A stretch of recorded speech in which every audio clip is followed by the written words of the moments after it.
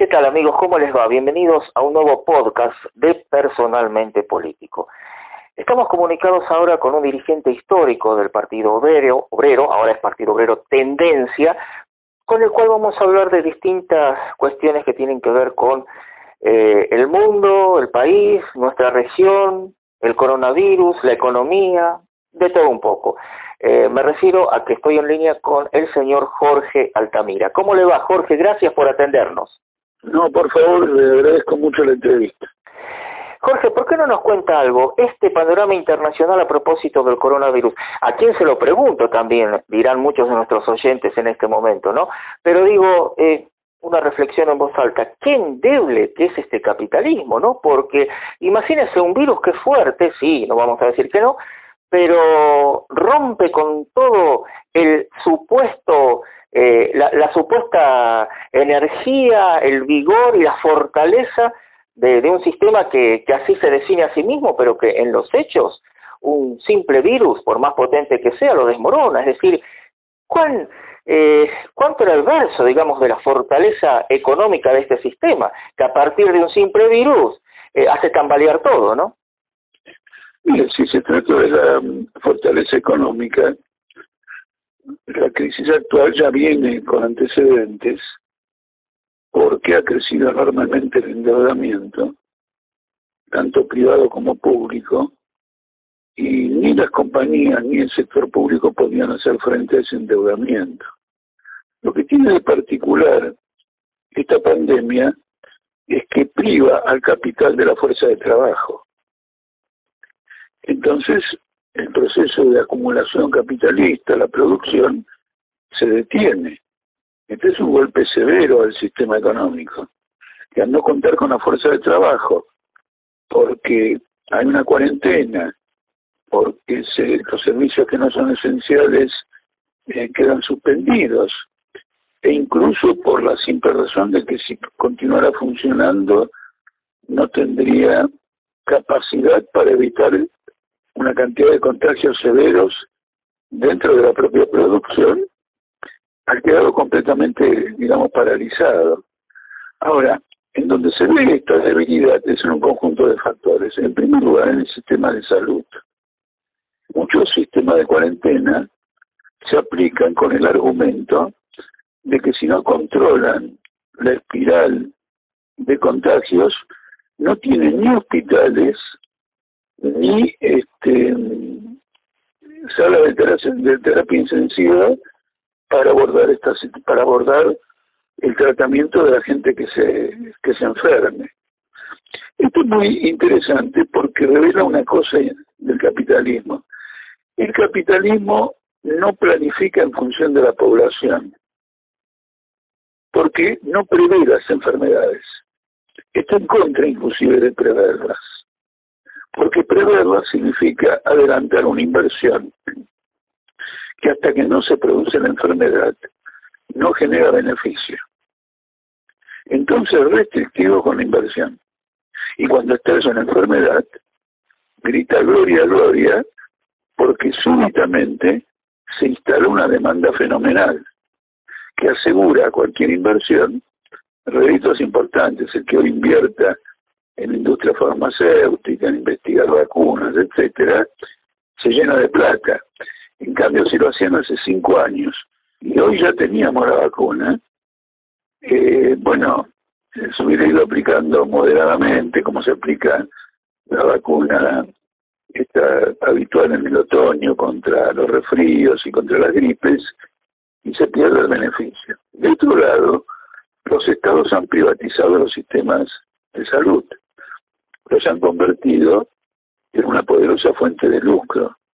Hoy el sistema privado en la mayor parte de los países supera holgadamente en capacidad el sistema público. El caso más interesante para examinar es el de Estados Unidos, donde el avance del sistema privado sobre el público ha sido mucho mayor que en cualquier otro lugar, y usted tiene que en Estados Unidos la pandemia está arrasando, es el primer país en el número de contactos y en el número de fallecimientos. El último punto tiene que ver con esto. Al privar el capital de fuerza de trabajo, y por lo tanto hacer recaer las ganancias, en mantener ocioso una inversión, el Estado ha salido en su rescate en una suma de dinero que supera 1000 veces cualquier subsidio a un trabajador que se ha quedado suspendido o incluso desempleado. Entonces, en medio de la pandemia, el Estado rescata económicamente el capital y no rescata la salud del trabajador. Y las cosas son al revés. Cuando debiera dedicar la mayor parte del dinero a la atención de la salud de la mayoría, que son trabajadores, no, lo principal es que ha llenado de subsidios y de rescates y de créditos a tasa cero a los grandes grupos económicos. Y estos grupos económicos, incluso en la Argentina, utilizan ese dinero para especular en la bolsa o en la deuda pública, agravando la situación. Por ejemplo, poca gente se ha dado cuenta que el Estado argentino, el gobierno de Alberto Fernández, financia los gastos que le ocasiona la pandemia con deuda con los bancos privados a través de las LELIC, que ya suman 2.500.000 millones de pesos a una tasa de interés aproximada del 40%. Y al mismo tiempo emite deuda pública, es decir, recibe dinero de inversores a cambio de deuda pública que dedica a financiar la salud. En una palabra, todos estos subsidios nos cuestan un ojo de la cara. Totalmente.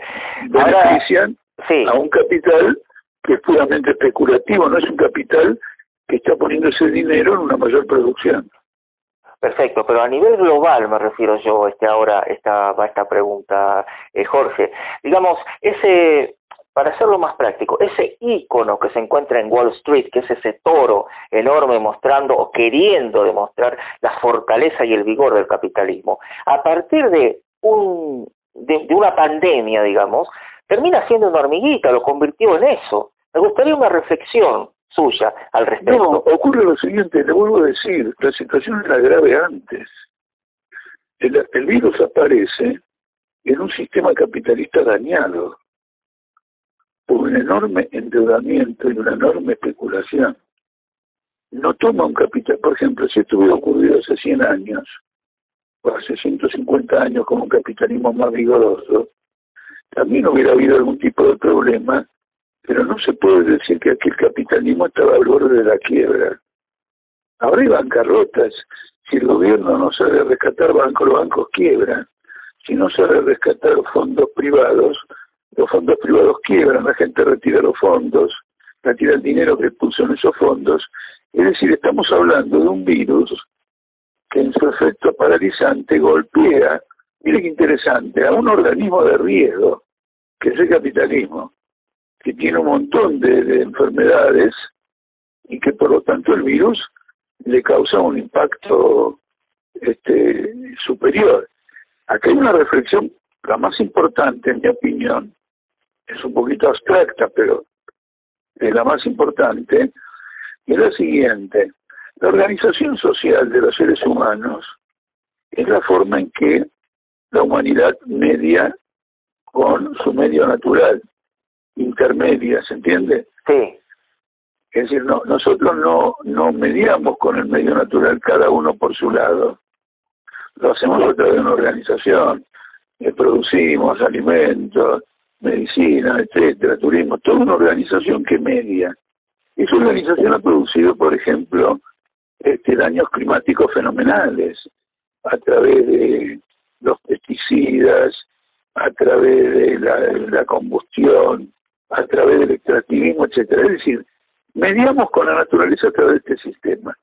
Cuando de golpe hay un ataque de un virus, que es un componente natural del sistema en que vivimos, aunque están mutando de forma constante, el organismo no aguanta.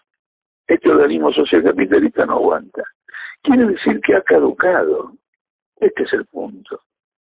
Porque si nosotros estuviéramos en un sistema socialista, ¿qué es lo que ocurriría? Evidentemente tendríamos mucho más sistema de salud, mucho más sistema hospitalario, una población que está mejor atendida en términos de alimentación, de salario, etcétera. Y sí, igualmente tenemos que apelar a una cuarentena. No tenemos que rescatar a ningún capitalista para solventar la cuarentena. Utilizamos todos los recursos disponibles, acumulados a través de la historia, para enfrentar una situación particular. De la misma manera que una familia que ahorra, si de golpe ocurre alguna cosa que la perjudica, recurre a los ahorros. El sistema capitalista tiene ahorros fabulosos y a la hora de enfrentar esta crisis se descubre que esos ahorros no existen. Que esos ahorros no existen porque simplemente están en una forma abstracta, en una forma especulativa, etcétera, y requieren ser rescatados porque si no son rescatados quiebran a todo el sistema. Entonces es una ilustración muy importante de que el capitalismo como sistema social se ha agotado, no que nunca debió haber venido, porque cumplió un rol en la historia de desenvolvimiento muy importante, pero eso se ha agotado. Ya no es un sistema que desenvuelva la capacidad de acción del hombre, quiero decir del ser humano, y bueno, esto se ve ahora. Al final, lo que están rescatando no es a las personas contagiadas, sino a los capitales. Por ese motivo, Trump, Boris Johnson, Bolsonaro, Piñera, Netanyahu, la derecha del sistema capitalista, nunca quiso la cuarentena. Dijo a laburar. Si se mueren, pero mantengamos funcionando el capital, porque el día que el capital no funciona es como la bicicleta cuando deja de pedalear. Hay que mantenerlo pedaleando. Ahora, ¿cómo mantengo pedaleando un sistema cuya fuerza de trabajo no va a trabajar porque está en una cuarentena? Lo mantengo en forma parasitaria. Le doy dinero para que encare deudas, pueda devolver el dinero a los que aportaron, a los accionistas, a los que aportaron un fondo de inversión, etcétera. Entonces, la situación es absolutamente tremenda. Y de esta situación absolutamente tremenda dan cuenta la seguidilla de rebeliones populares que se está produciendo en todo el mundo. Sí, es verdad eso. Lo invito quiero decirle un detalle más y nada más. Nosotros estamos acostumbrados a ver grandes rebeliones populares en los países más pobres. Y finalmente esas rebeliones eran contenidas porque los países más ricos dominan el mercado mundial y de algún modo determinan el destino de los más pobres. Ahora las rebeliones populares también ocurren en los países más pobres, pero por primera vez en una escala tremenda en los países que cortan el bacalao en el mercado mundial, los países grandes. Exacto, y eso se ve, es verdad. Además de reivindicaciones sociales, en tal caso es todo lo mismo, ¿no? El caso de Estados Unidos. Claro, o de Inglaterra también, con el tema ahora que se está manifestando a partir de este racismo que existió desde siempre, Jorge, pero ahora parece que a partir del asesinato de Floyd se agravó, pero existió siempre. No, pero mire usted lo que ocurre en Israel también. Ah, sí, tremendo. Porque uno estaba acostumbrado a ver a los palestinos y al Estado de Israel enfrentados. Y ahora probablemente caiga el gobierno por una rebelión popular, no de los árabes, sino de los judíos. Sí, exactamente. Porque a lo mejor en tal caso se habrán dado cuenta que no se va a poder llegar a convivir nunca a través de políticas tan violentas y tan agresivas y aparte tan injustas, ¿no? En muchos casos en el pueblo palestino. Sí, pero ocurre esto. Aunque la inmensa mayoría de la población judía sostiene la doctrina de su gobierno frente a los árabes, el tema es el siguiente: la desocupación alcanzó el 12%. Y entonces usted, sea judío o sea árabe, a la noche y el mediodía tiene que comer. Exacto. Entre el 12% de desocupación no hay para comer. Exacto. Es verdad. Jorge, lo llevo al panorama nacional y ahí nos encontramos entonces con nuestra querida Argentina, que sigue con los problemas de la grieta, de yo, mi discurso y el otro es mi enemigo. Por otro lado, la deuda que todavía externa no se arregló. El gobierno dice que en próximos días podrá llegar a un acuerdo con los que están en el tema con los acreedores. Mucho no se sabe al respecto. En el medio de la pandemia, gente que dice hay que laburar, hay que trabajar, y otros dicen no, hay que preservar la salud. Alberto Fernández, Cristina, bueno, le pido por favor una reflexión suya de esta ensalada. No, primera reflexión es la siguiente: los países que no han hecho cuarentena han caído más que los que han hecho cuarentena. Estados Unidos hoy tiene una información espantosa. El Producto Bruto cayó el 30%. Eso no ocurrió jamás en la historia. Nunca en la historia, nunca, de ningún país 30%, salvo el caso de Venezuela. Pero Venezuela es un caso muy particular. Aparte, claro, sí, ¿no es cierto? Aparte, etcétera. Pero en Estados Unidos el 30% no hicieron cuarentena. Entonces, Rodríguez Larreta, ¿cómo se llama? Iglesias, y todo eso hablan al divino botón. Bullrich hablan al divino botón.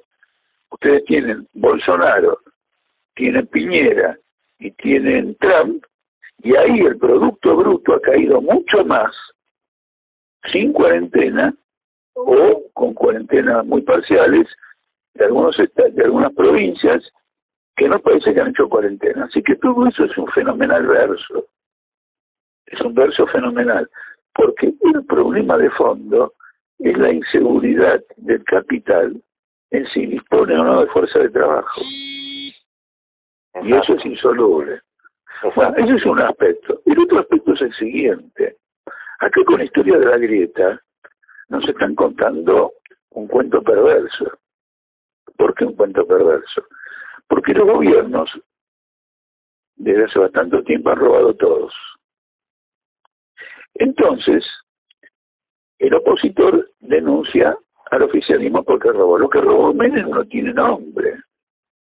Menem llegó a hacer explotar una fábrica de armamento en Río Tercero para ocultar la venta de armas a Croacia y Ecuador.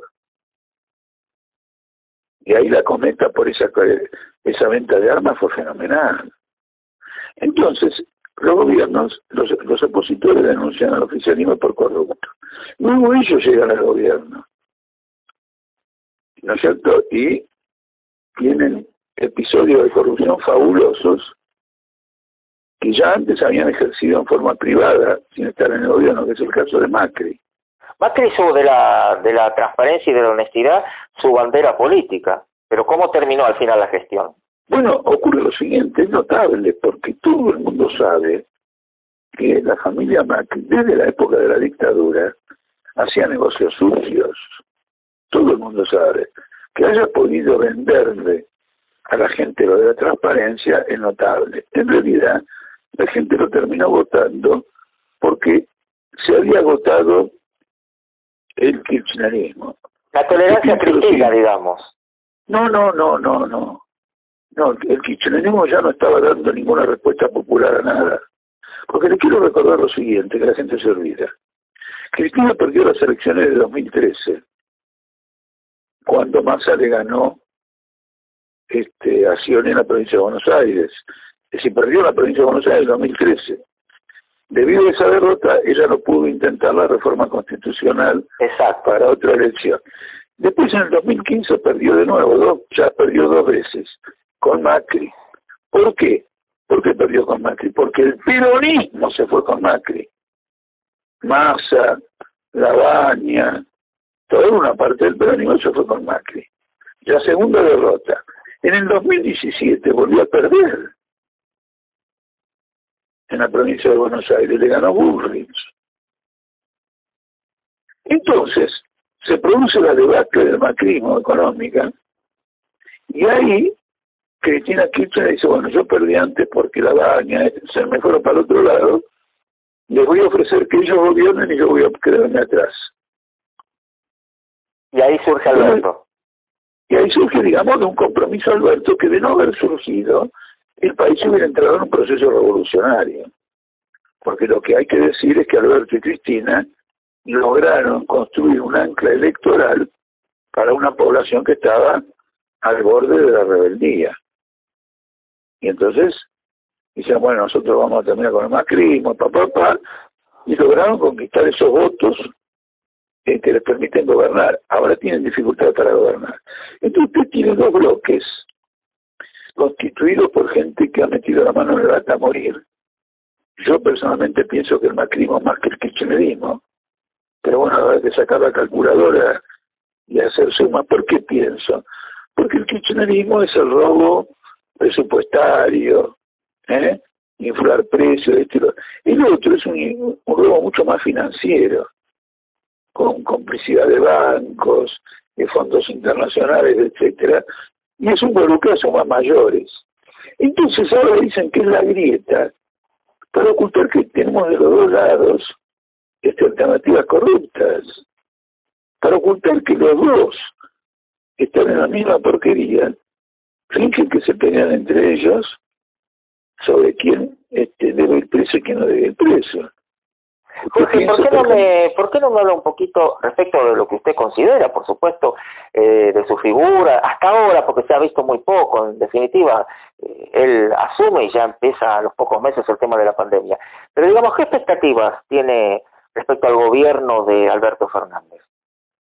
Mire, ¿qué expectativas tenemos respecto a cualquier gobierno? Porque cuando usted analiza, lee los informes de la FMI internacionales, de las consultoras, etcétera, todos pronostican un derrumbe económico, en especial cuando la pandemia se atenúe, porque va a quedar al desnudo, ¿no es cierto?, el nivel de deudas que tienen todos los capitalistas y su incapacidad para promover una reactivación económica.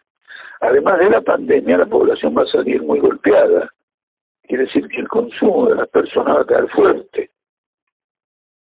Entonces, toda la perspectiva capitalista, incluida la Argentina, es un derrumbe económico. Ahora, la Argentina tiene una situación particularmente más grave porque está en el grupo de riesgo, tiene agujeros económicos por todos lados. Usted piense que en este momento se está emitiendo una cantidad fenomenal de dinero para atender una cantidad de gastos que deben cubrir la pandemia, pero por sobre todo para las grandes patronales, y no hay inflación. Y la razón por la que no hay inflación es que la única demanda que hay es la que crea el gobierno con la emisión. No hay demanda auténtica del consumidor, porque no tiene un mango el consumidor. ¿Se entiende la idea? Sí, correcto. La demanda, claro, cuando hay más demanda que oferta, suben los precios. Entonces uno dice, bueno, si emite dinero tienen que subir los precios, ¿no? Porque los que gastaban con la guita propia no gastan. Claro, totalmente. El único gasto es el de la emisión. Entonces, nadie se da cuenta que tenga un efecto inflacionario, pero no se dan cuenta porque el otro componente de la demanda, el sueldo suyo, el sueldo mío, la jubilación de este, la jubilación del otro, no alcanzan en absoluto. Todo eso que usted me dice que no se ve y en realidad existe, ¿no está reflejado un poco en la diferencia entre el dólar oficial y el blue? Bueno, seguramente en gran parte está reflejado de esa manera, pero también hay que considerar que son mercados pequeños, ¿no es cierto?, que no alteran la situación básica. Los problemas más graves, a ver, ¿qué ocurre en esos mercados? Esos mercados dicen lo siguiente: todo va a explotar.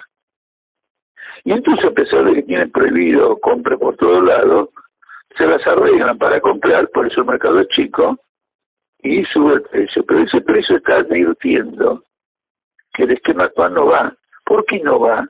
Porque no puede ser que el Banco Central tenga 2.500.000.000.000 de deuda con los bancos privados al 40% de interés.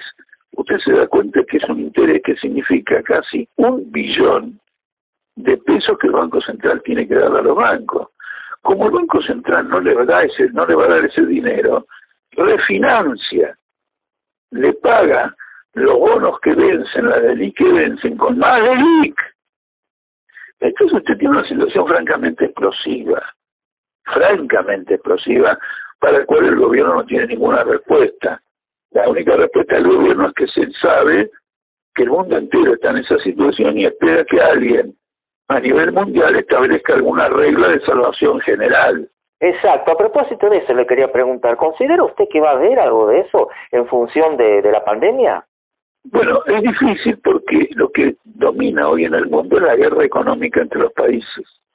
China y Estados Unidos. En primer lugar, pero también Estados Unidos con Europa. Europa quiere poner un impuesto a Apple, a Amazon, etcétera, y Trump le dijo, miren, ustedes llegan a poner ese impuesto y se desatan los infiernos sobre ustedes. Con lo cual también con Europa. Cuidado, eso es muy importante. Es decir, hay una pelea muy grande. Es probable que el gobierno argentino, desde el punto de vista económico, espere un apoyo de China. Por ejemplo, China ahora quiere producir carne de cerdo en Argentina, muy vivo los chinos, pero con empresas de ellos para vendérsela a ellos. ¿No es cierto? Naturalmente Argentina lo va a exportar, pero son chinos que vienen acá y lo producen para ellos. ¿Por qué lo producen acá y no lo hacen en China? Porque es muy peligrosa la producción en este momento de carne de cerdo, etcétera, porque son los lugares más vulnerables a la acción del virus. Ah, correcto, claro.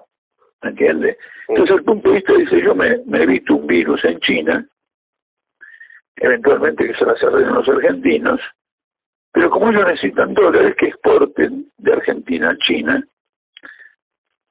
pero las ganancias de esa exportación las tenemos nosotros, porque lo que van a exportar son empresas chinas. Entiendo, claro. Entonces se da cuenta que es un gobierno que está buscando una salida que no hay por ningún lado. Está muy complicado el panorama. En general, por lo que usted dice, y a nivel particular de la Argentina, mucho peor porque ya venía mal, ¿no es cierto? Sí, usted tiene el caso, por ejemplo, de Vicentín. El gobierno quería mandar una ley de expropiación al Congreso, le llamaron un lío bárbaro. Una ley de expropiación al Congreso, si usted lo mira bien, no es una ley, no es una expropiación. Para que el Congreso constitucionalmente apruebe una expropiación, usted tiene que pagarle al expropiado todo lo que determina el tasador. Y en este momento Vicentín probablemente quiera más bien que le paguen, que le den dinero porque no puede funcionar, está quebrado. Exacto. Sin embargo, le hicieron un lío bárbaro. Y lo que quería el gobierno era, en realidad, formar un arreglo con YPF, con sectores de ruralistas, etcétera, y sacar a Vicentín de su empresa y entregársela a esto. Bueno, esto es lo que está ocurriendo igualmente. No hay expropiación, pero a través del juzgado, a través del juicio de quiebra, se está produciendo esto porque Vicentín no tiene cómo pagar sus deudas.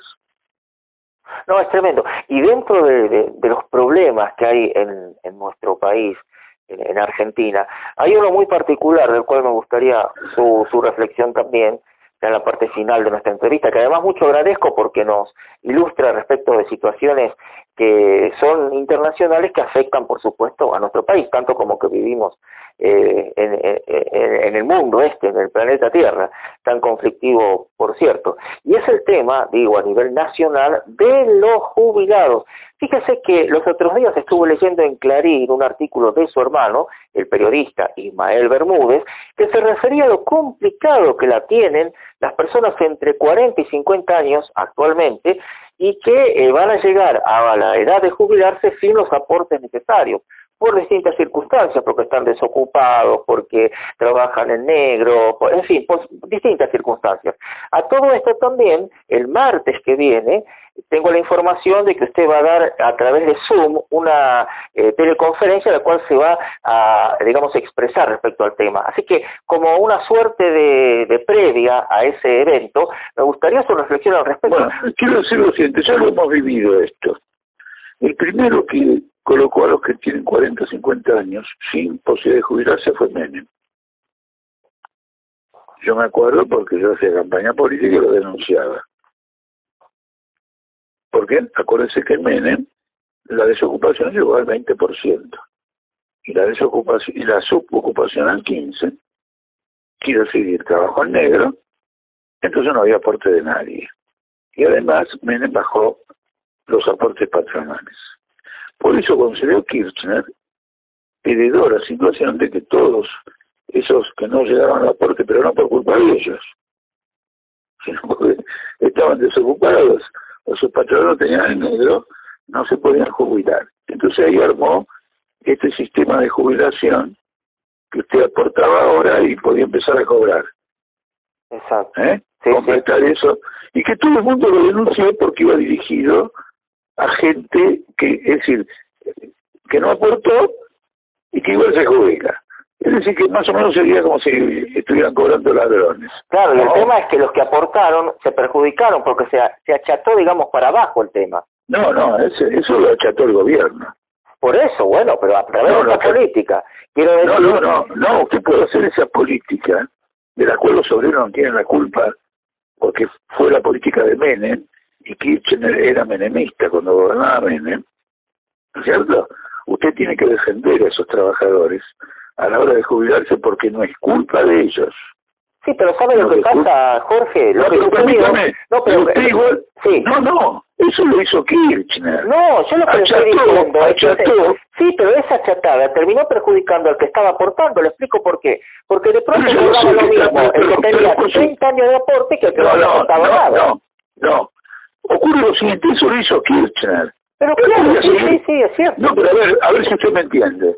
Usted puede seguir cobrando de acuerdo a su aporte y al seguir le va a pagar a usted, a los que no pudieron aportar, también su jubilación. Y lo que hizo fue tratar de achatar a todos para poder integrar a los que no podían cobrar.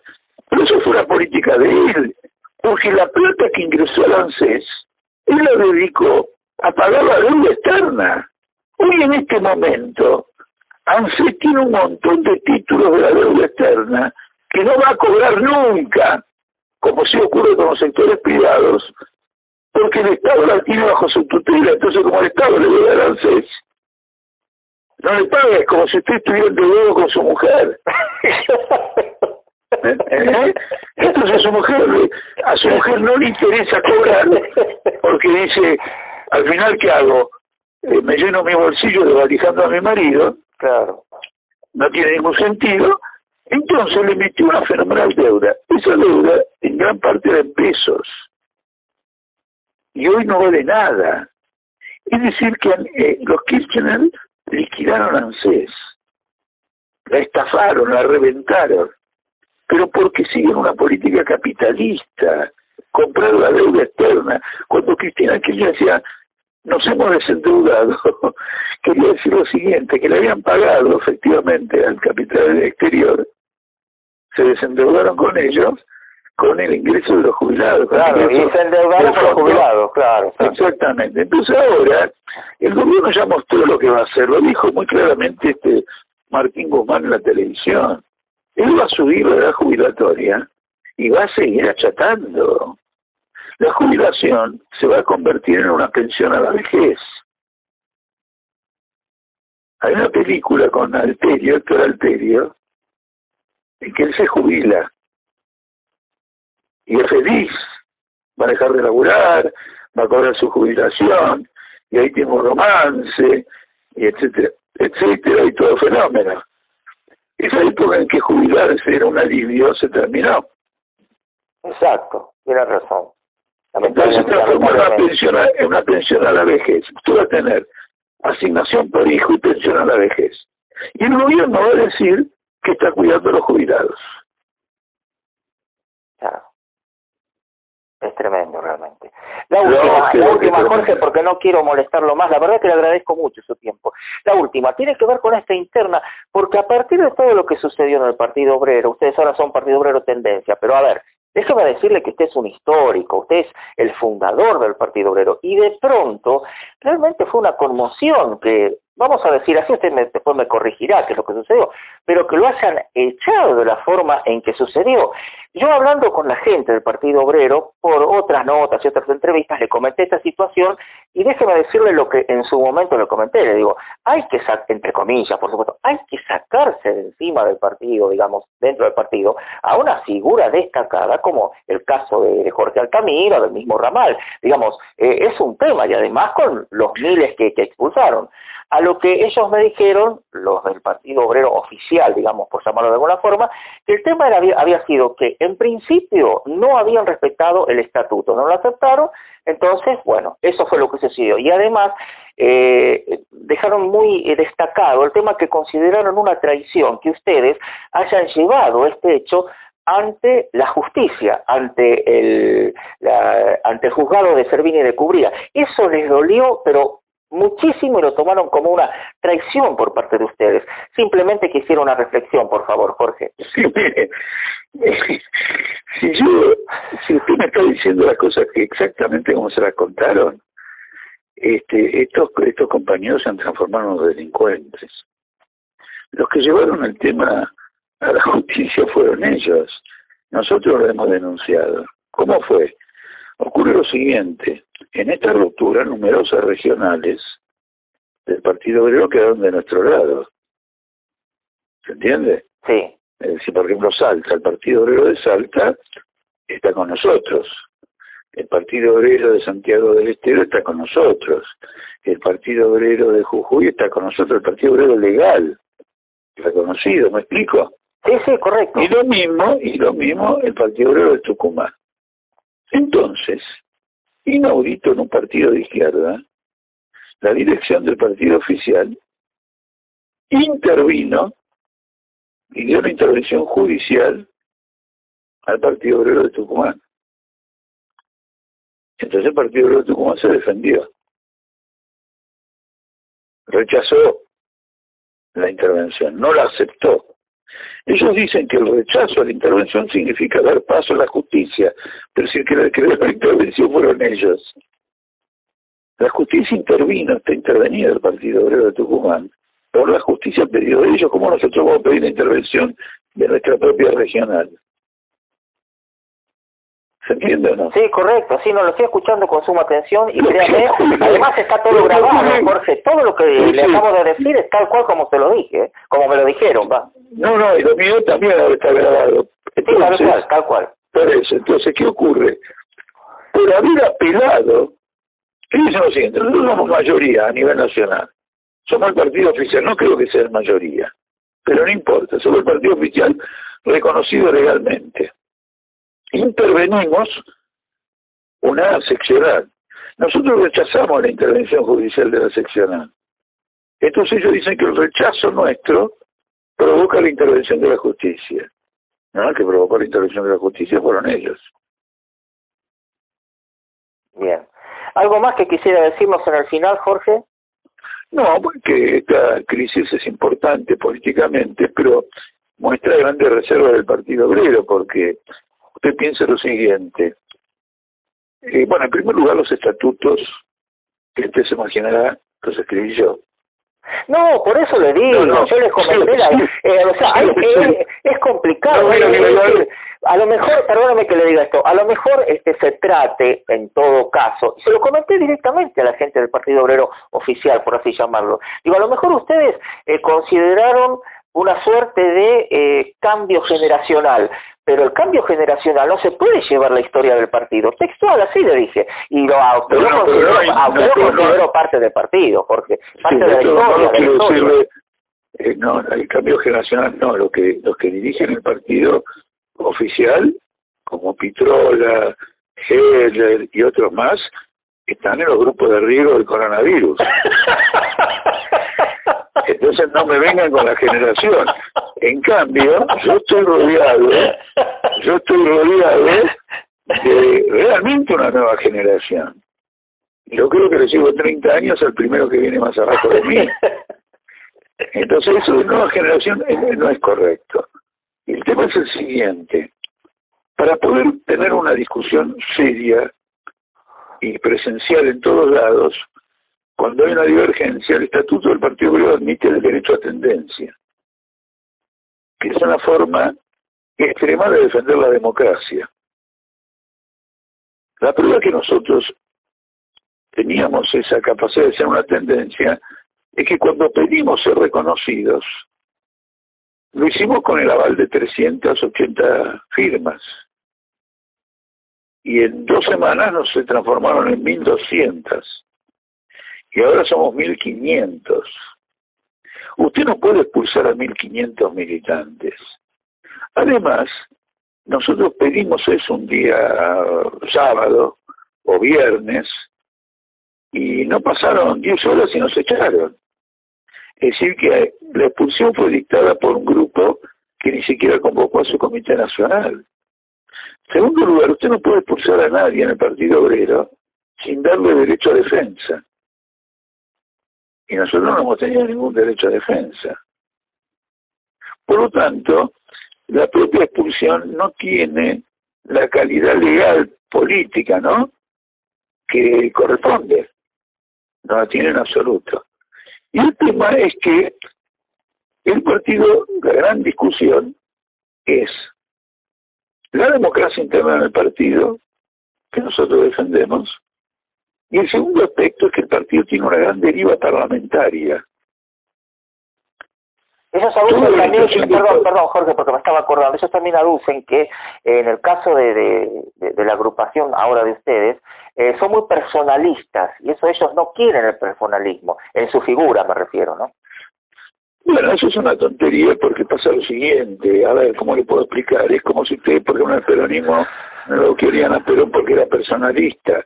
Quiero decir, hay figuras en todos los movimientos, hay figuras que se destacan. Personalismo es que el partido actúe de acuerdo a un capricho personal, ¿no? Si solo bajo mi dirección, el Partido Obrero se vio obligado a hacer congresos todos los años. Todos los años. En eso fue intransigente. Un congreso todos los años es impresionante. 3 meses antes se discute durante 3 meses. Por lo tanto, después de un congreso, 9 meses, solamente 9 meses después ya usted está en otro congreso. ¿Cómo va a ser eso personalismo? ¿Cómo va a ser personalismo? En segundo lugar, fui candidato a presidente.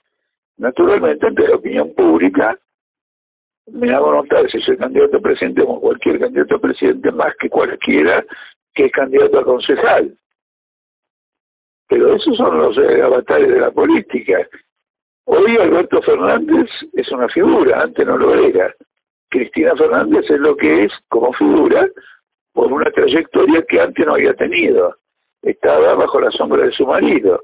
Se murió su marido, y ella. Le puedo dar ejemplos a morir. No, además, hablando seriamente, por supuesto, ¿no? Nadie con 2 dedos de frente, más allá del partido, lo digo a nivel nacional, general, cualquier ciudadano, digamos, con 2 dedos de frente no puede dejar de reconocer que el nombre de Jorge Altamira forma parte de la historia misma del Partido Obrero. Esto es una obviedad. Le quiero decir una cosa que la he dicho en otras ocasiones, pero es poco conocida. Yo fui partidario y logré la adhesión de que los dirigentes del Partido Obrero fueran candidatos. Porque en la izquierda es frecuente que uno se manda más dentro de la capilla. Claro, muy verticalista, digamos. Claro, y cuando se expone ante el público resulta que es muy inútil. Claro. Entonces, propuse que cuando alguien es dirigente también sea candidato y se exponga al juicio de la opinión pública como un contrabalance a la sectarización. ¿Me explico o no? Sí, es decir, uno es el jefe de un partido, entonces domina el partido con mano de hierro, pero después tiene que ir a la calle, tiene que ir a la tribuna, tiene que ir a la televisión, tiene que ir a la radio, tiene que ir acá, y a la población ese tipo no le gusta. Entonces no es el dirigente que merece ese partido. ¿No es cierto? Todos los grandes dirigentes revolucionarios fueron públicos. El Partido Obrero fue el único partido de izquierda que hizo públicos a sus dirigentes internos. Por ejemplo, yo. Los partidos de izquierda no tienen a sus dirigentes internos como público. ¿Usted sabía eso? No. Por uno, Luis Zamora, en su momento, por el MAS. Sí. Luis Zamora no era el dirigente del MAS. Luis Zamora fue elegido por una dote que su partido entendió que tenía para ser candidato. Los dirigentes eran otros. El PTS hoy, su dirigente no es Miriam Bregman. No, Miriam Bregman, una joven atractiva, habla bien, es una abogada, lucha, derechos humanos, es una candidata, ¿cómo se dice?, aceptable. Pero para el PTS lo dirigen otros. Entonces hay una autoridad interna que no tiene validación pública. ¿Me explico o no me explico? Sí, correcto. Claro. Sí. Le digo, por ejemplo, Lenin y Trotsky